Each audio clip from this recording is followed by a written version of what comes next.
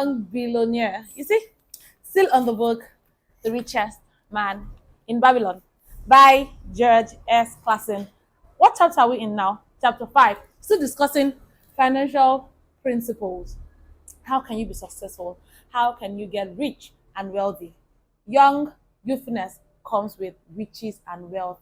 The universe is at your beck and call when it comes to riches and wealth. So let's delve into chapter 5. The topic is the 5 laws of gold. So we'll be learning from Akkad's son. That is, his name is Nomasir. Hope I'm correct. The pronunciation does not matter, but that's the name. Nomasir is Akkad's son. And there is this man. He's a fan of Akkad. His name is Calabab. Yes, was an educator or is an educator in Babylon. And he actually shared teachings from Akkad's story. So Calabab had servants. He was to settle them. You know how you serve someone, and at the end of the years you're supposed to serve, you are now to settle them with money, and you now let them and you bless them to go start up their own businesses. So he had these servants, and it was time for them to go. However, one of them had to speak up to ask him to share knowledge of how he became rich and how they can be successful financially. And Calabab, he has shared a lot of stories with them, but this time around, he needed to share the Akkad story. And the moment he mentioned Akkad, you could see the joy. Oh my God! Wow! They were literally happy because they have heard. Who hasn't heard of the richest man in Babylon, Akkad? And they were it was so profound for them to hear that story from Calabab, because they knew if Calabab could learn from Akkad's story, they too have the opportunity to learn. And here's the story. So Akkad, in Babylon, for every wealthy man, it's a thing to leave your inheritance, to have your son stay with you or your children stay with you and grow. When they are grown, they can now inherit everything you have worked for. But for Akkad, Akkad was not to flow through that line. He wanted his son to go through whatever, because his process was his learning. And that's how he could sustain the riches and wealth he had, making him the wealthiest man in Babylon. So he wanted his son to have the same training. So he called his son. He told his son, "Oh, you're my son. I love you. I would love to give you everything I have. However, I want you to learn these principles." And I know that's the reason you're still listening to me till now. So he called his son for a meeting. His wife was there. Then the guy was there. The young guy was there. Very fine guy. He was there also to listen. And he told his son, "I will give you big purses of gold, enough gold to serve you for 10 years. And I'll also give you this book. Everything you need to know about making wealth is in this book." And guess what? Like every other young person out there, the book meant nothing. They gave him 10 years to go, create wealth for himself, and come back. He wanted to test his son if he can build wealth and sustain it. So Nomasir began his journey to Nineveh. He had that gold. The guy was balling. Imagine being the son of the richest man in Babylon. He had a lot of gold. So his father didn't send him out to suffer.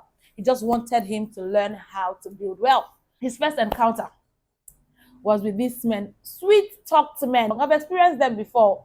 So they were on this ride, and the men started talking about a business, a man that had horses. That man believes that he can give his last penny to have another horse beat his. Then this man brought Nomasir into this conversation. They brainwashed him that he should come into this, that when they get there, that their own horse is going to beat the man's horse. Lo and behold, Nomasir agreed. It was enticing because they have sweet mouth. So he went with them. And lo and behold, the man's horse beat their horse, and he lost his money. My future, all my stories, all my struggles, all my hopes. And that was the first encounter it had with losses. So gambling does not really pay, because that was gambling actually. It never paid him.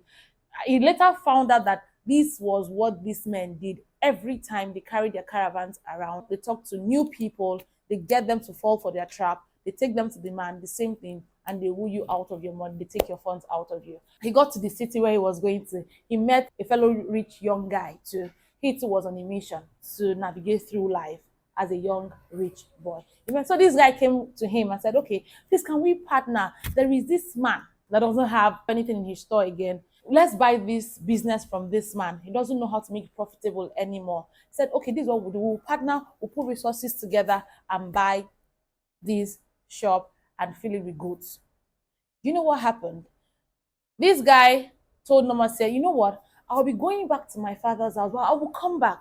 Please bring out your own money. When I come back, I will now add my money for us to progress in the venture. The guy never came back. And that business went down. So that was the second time Nomase was losing funds. So my first note is wealthy parents should train their children to multiply their wealth, not inherit their wealth. Show them the how to make and multiply gold.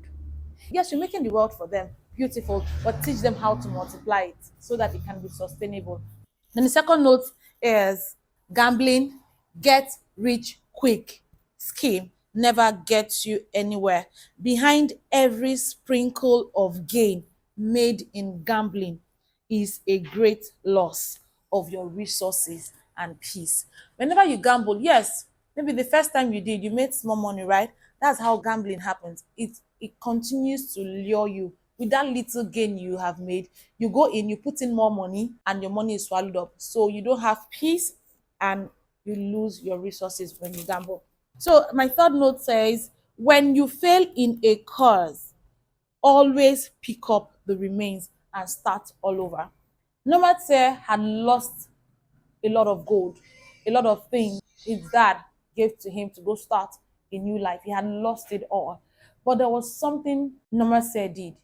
He made a resolve in his heart that he must succeed because his father entrusted him with a lot of confidence to make good use of the resources he had given to him. So he decided to have a fresh start. We end the part 1 of chapter 5 here with this quote: gold is reserved for those who know its laws and abide by them. In the second part of chapter 5, we'll discuss the 5 laws of gold. See you.